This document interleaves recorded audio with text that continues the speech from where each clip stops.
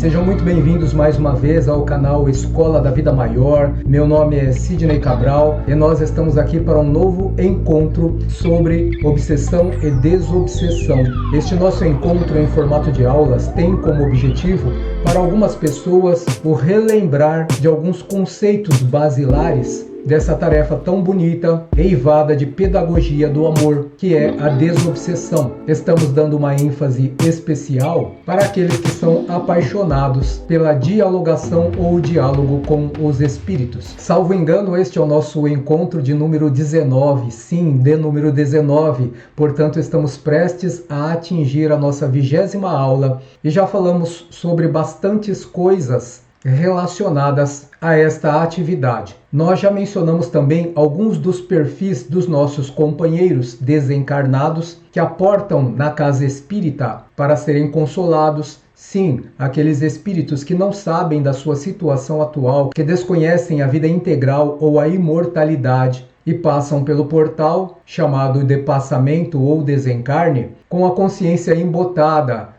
repetindo velhos padrões ou velhos comportamentos, tal qual se estivessem ainda na vida corpórea. Também mencionamos que alguns companheiros passam em condições mentais bastante conturbadas, e estas condições mentais vão desde breves perturbações, porque as pessoas os ignoram, e outros em situações ainda mais difíceis, em completa dementação. Estes aspectos psíquicos colocam estes nossos irmãos em uma categoria particular, a categoria dos espíritos sofredores. E nesta categoria existem muitos outros casos de pessoas que foram à guerra, que sofreram acidentes, que foram violentadas. Todos estes são sofredores. Dentre estes sofredores, portanto, existem aqueles que já têm uma parca consciência daquilo que aconteceu com eles. Eles sabem do seu estado, às vezes não aceitam, eles não querem acreditar. Outros sabem do seu estado, acreditam no seu estado,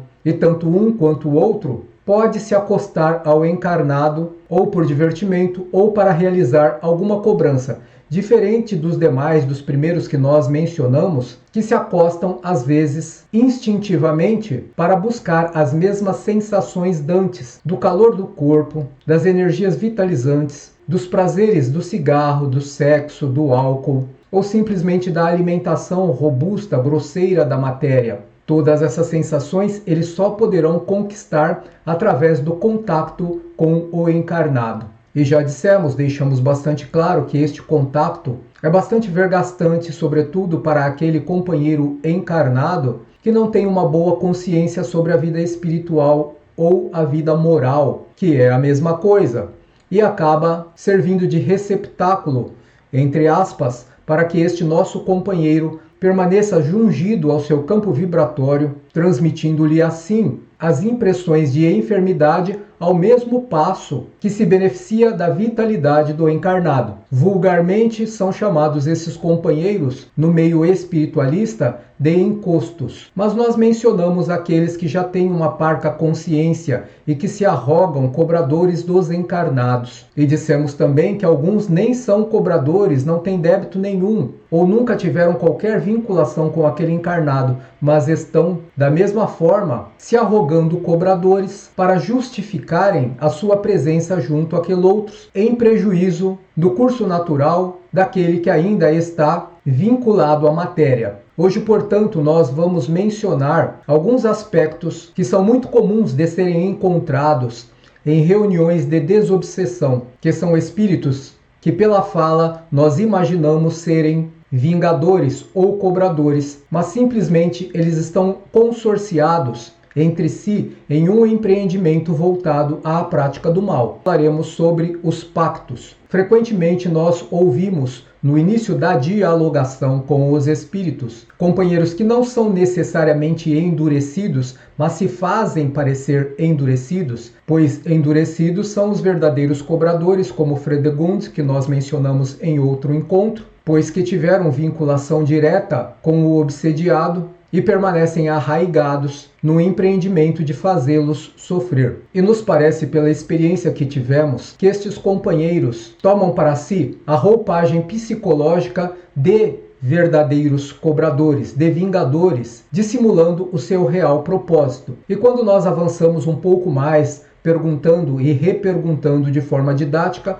como já explicamos anteriormente, outras falas diferentes surgem, que vão para um outro campo, dizendo, não, ele nos deve. E quando perguntamos o que ele deve, qual é o seu vínculo, qual é a sua relação e insistimos nisto, a explicação é, basicamente eu não tenho nada contra ele, é o meu trabalho. E então nós descobrimos que este companheiro está consorciado a uma falange, cuja empreitada é de verdadeiros roubadores que subtraem a paz e as energias do encarnado a um preço qualquer, que na sua consciência fragilizada é o preço de posições, de cargos, de um suposto poder que lhes é conferido por outros espíritos de mente mais forte e capazes de persuadi-los à prática do mal. Quando concitamos então a estes companheiros a abrirem o campo mental, a deixarem as suas malinhas de ideias pré-concebidas e se perceberem que na realidade aquilo não é um trabalho, e sim eles se encontram verdadeiramente escravizados ou subjugados por um grupo ou por uma mente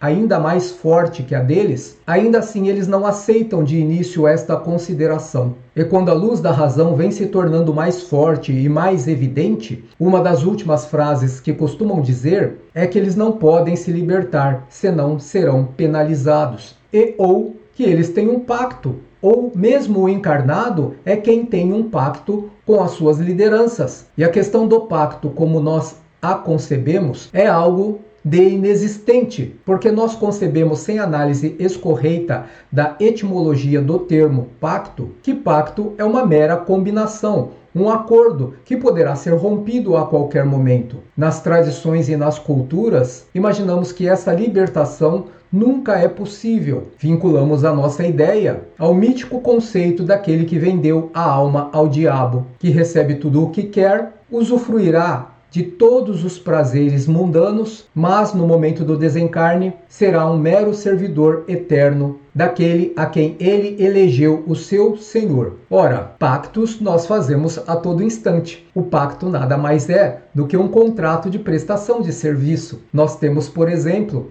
o pacto que fazemos quando contraímos uma dívida de um empréstimo bancário, quando usamos o cartão de crédito. E quanta gente se liberta de duas formas, ou honrando o compromisso, ou percebendo que honrar aquele compromisso será demasiadamente pesaroso para ele e simplesmente deixa de pagar. É claro que haverá uma vinculação psicológica ou uma vinculação kármica que jungirá ambos, cobradores e devedores, no caso da nossa vida espiritual. Mas só existirá essa vinculação quando a contraparte tiver sofrido prejuízo real. Enfim, exemplo grosseiro: matei alguém, estou vinculado karmicamente àquela outra pessoa, o que não significa que eu não possa pagar este meu cartão de crédito parceladamente. Se eu matei alguém, mas em existências posteriores, com a consciência do arrependimento, eu poderei me dispor a praticar o bem incessantemente, praticar a caridade, auxiliar várias pessoas, com a prática da benevolência, com a prática do perdão, as dificuldades físicas que nos são próprias. Este contrair de dívidas não implica necessariamente que, se eu tirei a vida de alguém, eu deverei perder a minha vida nas mãos deste mesmo alguém. Isto acontece simplesmente. Raciocinemos então, porque existe uma lei maior, uma lei imutável, que é uma lei de todo o amor, de toda a benevolência, que é a lei divina, que nos permite que seja assim. Aqui não funciona o código de Hammurabi, olho por olho, dente por dente, mesmo porque Jesus já veio à sua época dando cumprimento, ou seja, esclarecimento sobre as leis rígidas e disciplinares de Moisés. Ele não as modificou, ele continuou mantendo a necessidade de termos disciplina na vida, mas nos atenuou o sofrimento, explicando que eu posso pagar as minhas dívidas com o bem, ou através do bem. Desta maneira, se alguém se comprometeu pactualmente com outro, estará vinculado a este outro pelo tempo que quiser, mas quando se sentir vergastado, cansado, exaurido em suas energias, não se alegue a impossibilidade de se desvincular do outro que lhe faz mal, simplesmente porque você se comprometeu pactualmente. Saia a qualquer tempo. E os mensageiros crísticos estão com os braços abertos para acolher qualquer pessoa que desista da empreitada delitiva ou da empreitada criminosa, ainda que seja no astral. Mas lembremos sempre que estes mesmos homens desencarnados foram homens encarnados e que o serão novamente em outro tempo, em outra época. Se a consciência não cresce o suficiente para se conquistar pelo arrependimento a possibilidade de trabalho no bem, repetir-se-á, certamente, todas essas condutas ou estas culturas vergastantes. O encarnado pedindo favores aos desencarnados, favores que ele não está disposto a cumprir, porque no seu íntimo, na sua natureza divina, ele sabe que são pedidos revestidos de ilegalidade, como por exemplo, que a vida de outrem seja ceifada para que eu consiga mais rapidamente aquele cargo que o outro ocupa, se apropriar de algo alheio ou mesmo do amor alheio. Pactos do tipo, trago de volta a pessoa amada em 7 dias, onde um indivíduo consciente da lei de causas e efeitos ou ação e reação pode conceber que não haverá uma consequência karmática que envolverá não só aquele que você trouxe para perto de você, sem o merecer, aquele outro que você fez sofrer pelo afastamento da pessoa amada, aquele que você contratou para a ação nefasta e, finalmente, você mesmo. São injunções kármicas, muitas vezes de difícil solução, simplesmente porque envolvem muitas pessoas, de moralidade e consciências muito diferentes, e que a correção do passado desditoso só poderá ser realizada ou somente realizar-se-á quando forem cultivados e nutridos dentro do coração de cada um os elementos do perdão, da caridade e do amor. Isso poderá levar muito tempo, muitas vezes algumas encarnações. E estas encarnações nem sempre são suaves, são dolorosas, eivadas de dificuldade, e só a resiliência e a resignação, a partir do bom entendimento do mal que se praticou, é que vai fazer com que se favoreça um novo caminho, um caminho de luz. Olá, uma pequena pausa só para te lembrar de que todas as literaturas que nós referenciamos em nossos vídeos poderão ser encontradas no link que deixaremos logo abaixo no primeiro comentário fixado. Assim também as obras de nossa autoria em diversos formatos, livros impressos, livros digitais, que poderão ser adquiridos diretamente na editora ou nos marketplaces como Amazon e Eduz. Da mesma forma, vocês poderão encontrar todos os nossos cursos 100% online, incluindo o mini curso de desenvolvimento psicodinâmico 100% gratuito. Transmitidos os nossos recados, vamos continuar com o nosso vídeo. Entendem por que nós falamos que espiritualização e moralização são palavras diferentes, porém são sinônimas em si ou em sua natureza? Porque são significados de entendimento de que eu preciso melhorar a cada instante, e eu só consigo melhorar se eu entender que o que é meu e o que é do outro,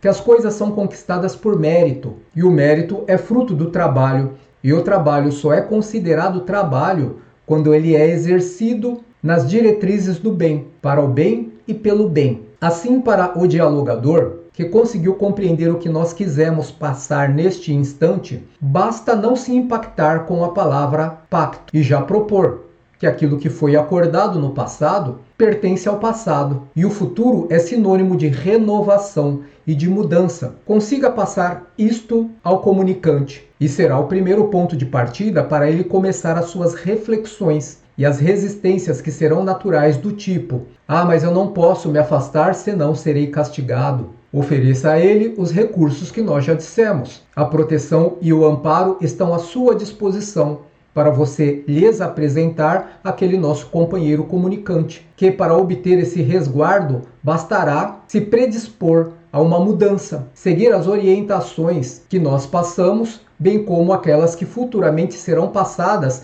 pelos guias espirituais que estão conosco naquele instante. E se ele tiver uma vontade sincera e forte, ninguém mais poderá alcançá-lo, desde que ele se mantenha firme no propósito. Mas ouviremos também, algumas vezes, falas do tipo: "Ah, é meu trabalho, eu ganho para isso." E reflitamos juntos então, o que um espírito desencarnado pode ganhar de bom e útil no plano astral, já que tudo que ele conhecia enquanto valor na vida material não pode ser alcançado no plano onde ele se encontra. Dinheiro, bebida, alimentos, carro, vida sexual, toda a ordem e sorte de viciações do passado já não pertencem mais ao seu estado atual. As bebidas, os alimentos, os vestuários são representações extrafísicas que não são reais, são ilusórias e fazem parte, portanto, de uma mente manipulada hipnoticamente. Para o dialogador, faça o processo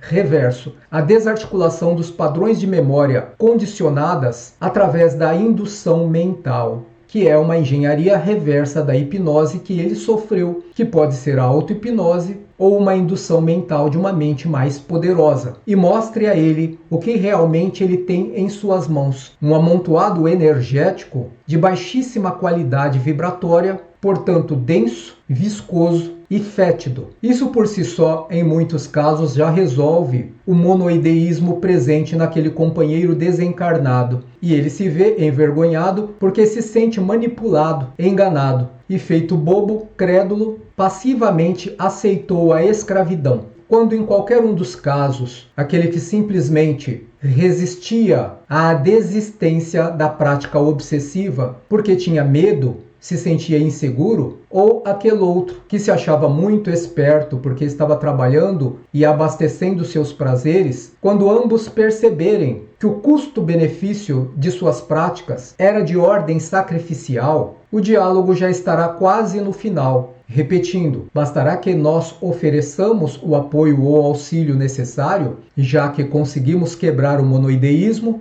e asseverar que os bons resultados dependerão dele, da sinceridade de propósitos e da disciplina em ouvir e acolher as orientações do momento e aquelas que serão passadas no plano espiritual futuramente. Investigue um pouco mais, porque processos obsessivos nunca são coisas simples, são complexas, são um processo. Começaram em algum momento e todo processo para se sustentar, ele é servido de novas implementações, de novas estratégias. De sorte que, dependendo do tempo em que este processo foi instaurado, poderá ser um caso bastante intrincado. Do ponto de vista contingencial, muitos obsessores, além daquele comunicante com quem você está a dialogar, fazem parte deste processo. Como saber? Pergunte ao companheiro com quem você está a conversar. Então, meu amigo, antes de você partir, já que aceitou o nosso auxílio, vamos começar agora o seu trabalho de redenção. Na casa daquele nosso irmão, da nossa irmã, existem outros assim como você?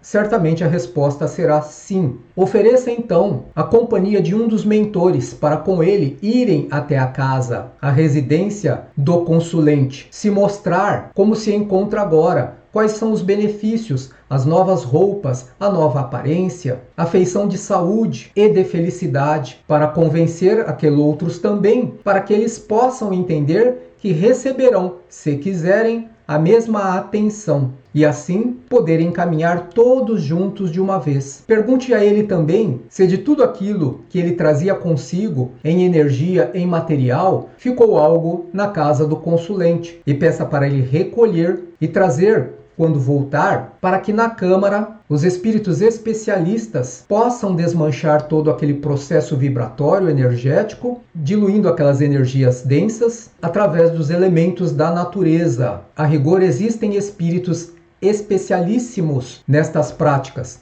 espíritos diretores da natureza, que usam os recursos naturais e outras entidades que lhes são subordinadas, conhecidas como elementais, que realizam toda a reciclagem deste material. Então veja o que nós conquistamos. Conseguimos demover aquele companheiro, aquele espírito ou comunicante, de um caminho tortuoso que é a prática do mal. Mostramos a ele um novo trabalho que ele não estava acostumado a realizar, que é o trabalho do bem, salvando seus ex-companheiros da desdita em que se encontravam e, por consequência, libertando o encarnado, pelo menos naquele instante, das pungentes aflições a que era submetido. Se porventura você estiver se perguntando, não, o trabalho não está encerrado ainda. Será necessária a repetição destes processos, porque lembram-se de que existe alguém por detrás, mais inteligente, com uma mente mais poderosa, o orquestrador de todo o processo obsessivo. A ideia não é chegar até ele, mas sim ir minando de pouco a pouco os seus recursos e os seus contingentes para dar a possibilidade de o encarnado, pelas mesmas orientações ou orientações semelhantes que receber, passe a robustecer as suas fibras morais, o seu campo energético e não sofrer mais os pungentes ataques. É esta a função da casa espírita, a função primordial, escola de almas. Almas do plano astral, almas do plano material. Todas devem, através dos recursos que a casa espírita tem, fortalecer o seu entendimento para um crescimento direcionado em busca da felicidade, que só se realiza pela modificação da sua forma de enxergar a vida. Por fim, existe nesta mesma ordem de espíritos perturbadores e endurecidos aqueles que se acham tão senhor de si, muito embora estejam subjugados a outros, mas que pelo fato de se encontrarem nos bastidores da vida, ou seja, na vida espiritual, entendem que eles haverão sempre de manipular qualquer um, inclusive o dialogador. E, como nosso assunto é pacto, estes se farão singelos, tranquilos, porque se sentem seguros de si, mas com certo ar de sarcasmo, farão colocações do tipo: Você acha que você pode me ajudar? O que você pode me oferecer que eu não tenha? Você vai me dar dinheiro? O dialogador certamente dirá que não. Você vai me dar ouro? Você vai me dar joias? E o dialogador continuará dizendo que não. Isso será sempre uma armadilha, porque o dialogador poderá dizer carinhosamente, com toda a sinceridade, com toda a boa vontade: nós podemos te mostrar um caminho, um trabalho melhor, algo que não fira o teu livre-arbítrio, onde você possa se expressar sem castigo, sem reprimendas. E às vezes ele dirá, e sempre com ironia, uma ironia mascarada, mas que a dedicação do dialogador, às vezes, no fluxo de palavras, nesse vai e vem, de perguntas e respostas, poderá se ver numa frase do tipo: Ah, eu em vida era uma mulher muito bela, e eu gostava muito das minhas maquiagens, e agora eu não as tenho, e é por isso que eu faço esse trabalho, para ter as minhas maquiagens. E o que você pode fazer por mim? Você realmente vai me ajudar? E quando as respostas forem sim e sim, a próxima pergunta poderá ser: Você pode me dar uma maquiagem? É uma pergunta aparentemente inocente, mas ela é uma proposta pactual também, percebendo a predisposição de ser útil e de auxiliar sincera do dialogador. O espírito nada mais quer do que manipular aquele. Então, rapidamente e inteligentemente, o que nós queremos dizer é que não, você sabe qual é a sua situação atual, você não necessita disso. Por que você está me pedindo isso? O que o espírito deseja na realidade é aos poucos ir envolvendo o dialogador e fazendo pequenos acordos, pequenas vinculações. Ele não sabe. Nós, através de Kardec, sabemos que o pacto não existe, que você pode pagar a fatura do seu cartão de crédito total ou parcial. E você pode até mesmo deixar de pagá-la, porque você não se sente forte o suficiente para continuar. Mas, para o espírito ainda envolvido nas questões da vida material, qualquer consentimento que você faça para ele se afigurará como um pacto. Ele não quer a sua ajuda, ele só quer que você ceda, que você faça um pequeno pacto, uma pequena combinação sem perceber. E quando você fizer isso, será o pretexto para ele começar a lhe perseguir. Então ele deixa a sua antiga vítima e se vincula a você. É claro que o dialogador já sabe que ele tem que ser arrojado no trabalho da moralização, porque, como é um trabalhador da seara de Jesus, estará sempre sendo o alvo de perseguição de encarnados e ou desencarnados, porque é tudo a mesma coisa, são espíritos, não importa a situação em que se encontrem, se é moralizado ou será em qualquer plano de vida, mas se não o é, se é mal, ou será também em qualquer plano de vida. E o perigo, como nós já dissemos em encontros anteriores, está justamente quando nós nos recolhemos para o sono. É quando ficamos mais vulneráveis. Saímos do estado de vigília para, pelo menos por um tempo, sofrermos os impositivos do torpor do corpo físico quando nos recolhemos para o sono. E é neste momento, um momento de fragilidade da alma, que os achaques acontecerão. É o momento propício para induções mentais, é o momento propício para a extração de recursos vitais do organismo físico, se não houver o devido preparo, que é uma consequência da vigilância. E neste momento do diálogo, devemos ser também vigilantes. Por fim, para encerrarmos este nosso encontro, nós lembramos que existem aqueles que são chamados os mandantes dos processos obsessivos. E nem sempre o mandante está no plano astral. Ele simplesmente é o orquestrador do processo obsessivo. Às vezes o mandante está no plano carnal, que são aquelas pessoas que nós mencionamos, que pela vaidade, pelo orgulho, pelo egoísmo, desrespeitam a qualquer custo o direito da vida alheia. São pessoas que querem cargos a qualquer preço, que querem o amor do outro a qualquer preço, que querem posições sociais e dinheiro a qualquer preço. São essas pessoas que realizam normalmente os chamados pactos. Estamos falando isto porque temos que entender que o trabalho de dialogação, além da pedagogia do amor, também é um trabalho investigativo para conseguir se compreender a causa motivadora que deflagrou este processo. E a solução está em, uma vez compreendendo, ir minando todos os fatores estruturantes que o compõem. E por mais que seja difícil obter-se uma resposta direta sobre quem é o mandante, não custa nada se perguntar no momento apropriado. Tenha o devido tato psicológico